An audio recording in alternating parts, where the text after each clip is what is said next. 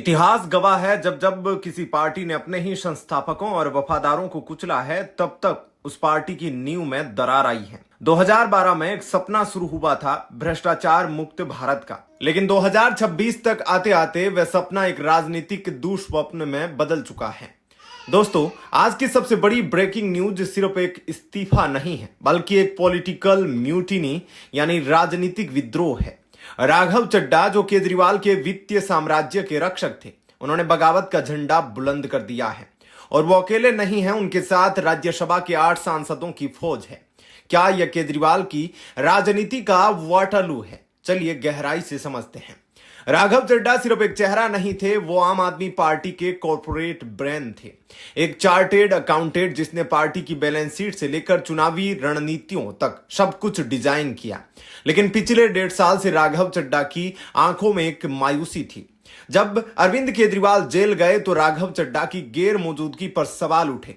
Party के अंदरूनी सूत्रों का कहना है कि केजरीवाल को राघव की बढ़ती लोकप्रियता से असुरक्षा महसूस होने लगी थी।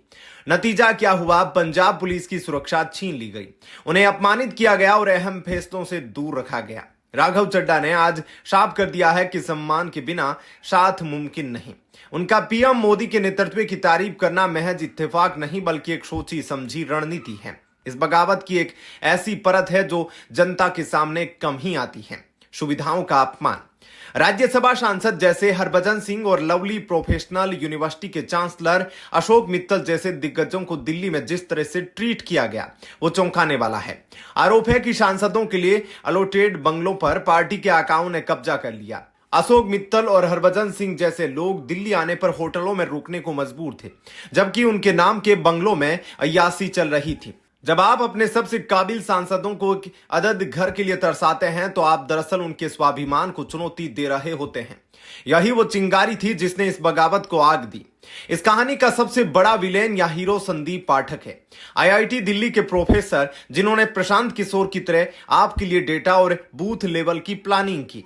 संदीप पाठक केजरीवाल के लिए वो काम करते थे जो एक सेना के लिए उनका जनरल करता है, लेकिन संदीप पाठक जैसे पढ़े लिखे व्यक्ति के लिए स्वाति मालीवाल कांड और पार्टी के भीतर बढ़ता भ्रष्टाचार असहनीय हो गया था। जब उन्होंने देखा कि पार्टी अपने सिद्धांतों से भटक चुकी है तो उन्होंने राघव चड्ढा के साथ मिलकर इस एग्जिट प्लान पर मुहर लगा दी। संदीप पाठक का जाना आपके लिए ब्रेन डेड होने जैसा है। अब बात करते हैं उस टाइम बम की जो पंजाब में फटने वाला है। राज्यसभा के ये 8 सांसद मुख्य रूप से पंजाब की कमान संभालते हैं। चर्चा तेज है कि पंजाब के 35 से 40 विधायक इस समय राघव चड्ढा और भाजपा के संपर्क में हैं। अगर ये 8 सांसद भाजपा में शामिल होते हैं तो पंजाब में भगवंत मान सरकार की उल्टी गिनती शुरू हो जाएगी। फरवरी में चुनाव है और उससे पहले विधायकों का यह टूटना केजरीवाल के लिए सबसे बड़ा सदमा है। क्या पंजाब में भाजपा और बागी गुट मिलकर नई सरकार बनाएंगे? इसकी स्क्रिप्ट लगभग लिखी जा चुकी है।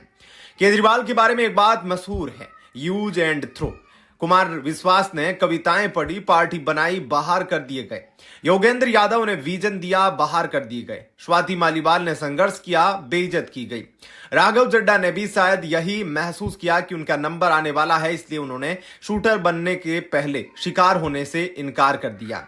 यह विद्रोह केजरीवाल की कार्यशैली का नेचुरल आउटकम है। राघव चड्ढा का राज्यसभा चेयरपर्सन को चिट्ठी लिखना सिर्फ एक कदम नहीं, बल्कि एक नई शुरुआत है। आम आदमी पार्टी अब बिखर चुकी है। दिल्ली और पंजाब की सत्ता अब उनके हाथों से फिसलती दिख रही है। क्या आपको लगता है कि राघव चड्ढा ने सही समय पर फैसला लिया है? क्या केजरीवाल अपनी जिद की वजह से पार्टी को खत्म कर रहे हैं? अपनी राय कमेंट्स में जरूर दें।